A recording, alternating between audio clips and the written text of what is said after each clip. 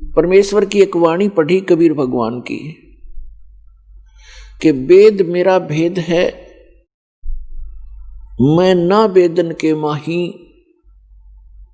और जौन वेद से मैं मिलूं ये वेद जानते नहीं। ये चारों वेद मेरी ही महिमा का गुणगान कर रहे हैं, मेरी महिमा बता रहे हैं, लेकिन इन वेदों में वर्णित विधि से मेरी प्राप्ति नहीं हो सकती। इनसे हटकर एक और वेद है जिसको सूक्ष्म वेद कहते हैं, जिसको तत्व ज्ञान भी कहते हैं। उस वेद के अंदर मेरे पाने की विधि है और उसका ज्ञान इन वेदों में किसी में नहीं। तो यहां परमात्मा ने कहा है कि वेद मेरा भेद है और मैं ना मिलूं वेदन के माही, और जौन वेद से मैं मिलूं वो वेद जानते नहीं। इसका प्रमाण कहां है? श्रीमद् भगवत गीता अध्याय नंबर 4 के श्लोक नंबर 32 में गीता ज्ञानदाता कहता है कि अर्जुन, जो अभी आपने सुना श्लोक 25 से लेकर 31 तक कि कोई तो देवताओं की पूजा करता है, कोई हठ योग करता है, कोई तीक्ष्ण व्रत रखता है, अहिंसावादी बनकर घूमता है, कोई स्वाध्याय करते रहते हैं, कोई केवल योग अभ्यास करते हैं, कोई प्राणों की श्वासों की गति को आते जाते देखते रहते हैं। ये सभी साधक अपनी साधना को पापनाशक जानते हैं, इसको अच्छा मानते हैं, तभी तो वो कर रहे हैं। जब उनको ज्ञान होगा कि साधना ठीक नहीं है तो तुरंत त्याग देंगे।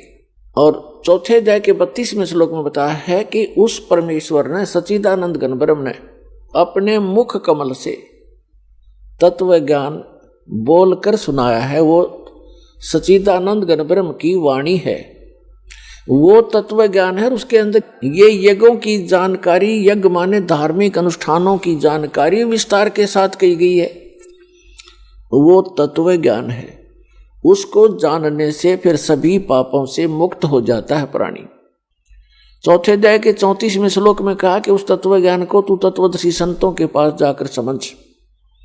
उनको दंडवत प्रणाम करने से, कपट छोड़कर नम्रतापूर्वक सरलतापूर्वक प्रसन्न करने से वे तत्वदर्शी संत तुझे उस तत्व ज्ञान का उपदेश करेंगे। अब श्रीमद् भगवत गीता जो है वेदों का सारांश है, चारों वेदों का, और बहुत ही निर्णायक ज्ञान है श्रीमद् भगवत गीता के अंदर। अब यजुर्वेद अध्याय नंबर 40 के मंत्र 10 से लेकर 13 में एक विशेष ज्ञान दिया है। वेद ज्ञान दाता कौन है? यही जो गीता ज्ञान दाता है। इसने वेद में कहा है कि कोई तो परमात्मा को संभवात माने जन्म लेने वाला अवतार रूप में मानता है, जैसे श्री राम, श्री कृष्ण या अन्य 9-24 जो अवतार माने जाते हैं,